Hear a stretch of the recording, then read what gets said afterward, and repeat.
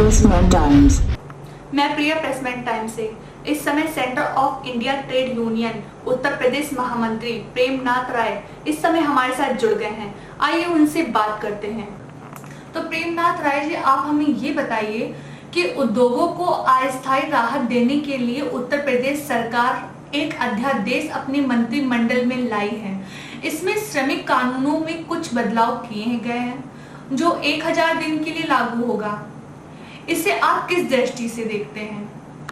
ये जो सरकार का कल मंत्रिपरिषद का निर्णय है, ये निर्णय मजदूर विरोधी है और इससे उद्योग का सर्वाइवल नहीं होगा। ये कुल मिलाकर के जो हमारे बड़े उद्योगपति हैं उनको मदद करने के लिए किया जा रहा है।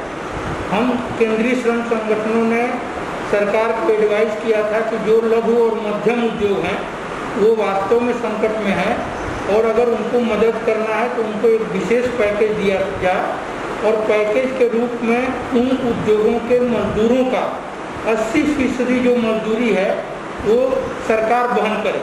इससे मजदूर का भी फायदा होगा और उन उद्योग का भी फायदा होगा। लेकिन सरकार ने ये करने के बजाय जो श्रम कानून है उनको 3 महीने के लिए लागू करने से मना किया है, स्थगित किया है। हम समझते हैं कि इससे उद्योग का कोई रिवाइवल नहीं होगा और मजदूरों को और ज़्यादा परेशानी होगी और मजदूरों का जो पहले से ही खस्ता हाल है वो स्थिति और खराब होने जा रही है। तो आप हमें ये बताइए, लेबर मिनिस्टर स्वामी प्रसाद मौर्य ने बाहर से आने वाले श्रमिकों के संबंध में कहा है कि उनके आने पर रोजगार से संबंधित इशू होंगे, जिस कारण से यह उद्योग के रिवाइवल के लिए राहत दी है। तो इसे मजदूरों के पक्ष और विपक्ष में किस प्रकार से आप देखते हैं?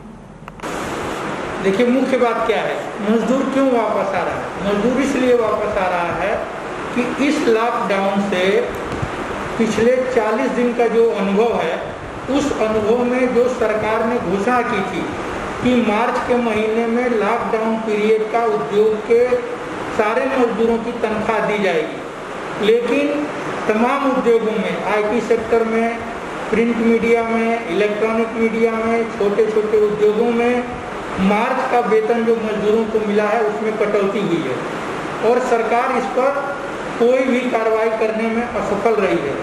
दूसरा, जो असंगठित क्षेत्र के मजदूर हैं उनको भरोसा था कि सरकार उनके खाने का, रहने का व्यवस्था करेगी, सरकार उसमें भी नाकाम रही है। बड़े बड़े जो कंस्ट्रक्शन कंपनियां हैं जिनके कि मजदूर उनके प्रीमाइज में ही रहते हैं, जहां काम करते हैं आमतौर पे वहीं रहते हैं, ऐसे मजदूरों की भी हालत बहुत खराब है। उनके खाने की व्यवस्था नहीं हुई, इसलिए मजदूर अपने घर को लौटना चाहता है और वो वापसी के लिए परेशान है। सरकार का कहना है कि उसने इस कानून के जो श्रमिकों के आधारभूत अधिकार हैं उनके साथ कोई छेड़छाड़ नहीं की है।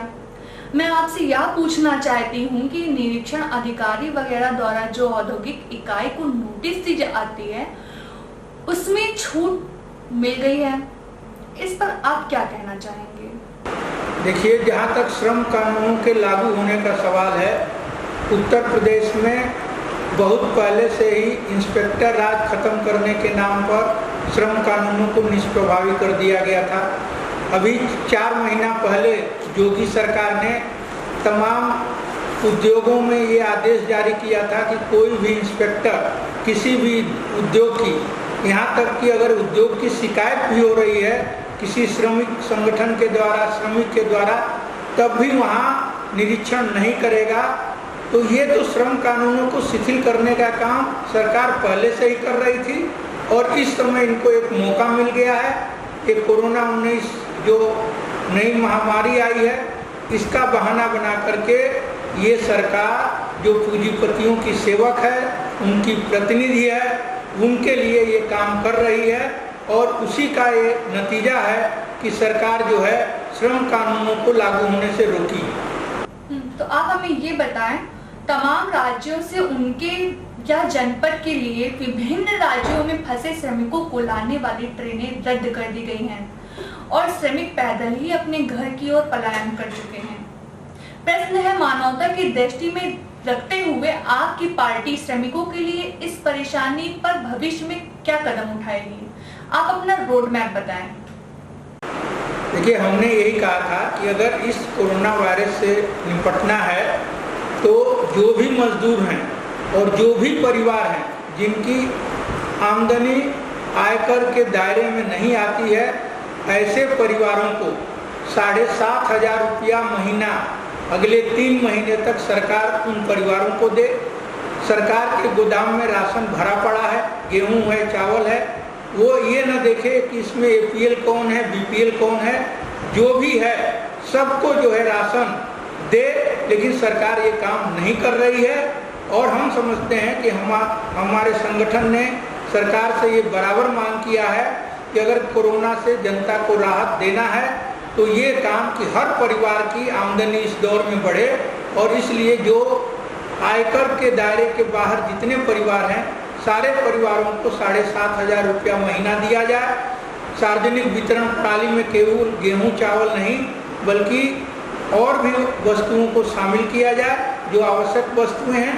इस तरीके से हम एक रोड मैप सरकार के सामने रखे हैं और अगर सरकार उसका पालन करेगी तो इस कोरोना महामारी से निपटा जा सकता है। जैसा कि रेलवे द्वारा 42 दिन के लॉकडाउन में फंसे श्रमिकों की जमा पूंजी खर्च हो चुकी है और उनके सामने आगे की कमाई का भी एक बड़ी अनिश्चितता है। ऐसे में मजदूर अपना किराया कैसे दे पाएंगे जबकि रेलवे द्वारा किराया लिया जा रहा है? तो आप सरकार से इन श्रमिकों के पक्ष में क्या मांग करेंगे? यदि नहीं तो कैसी भर्त्सना करेंगे?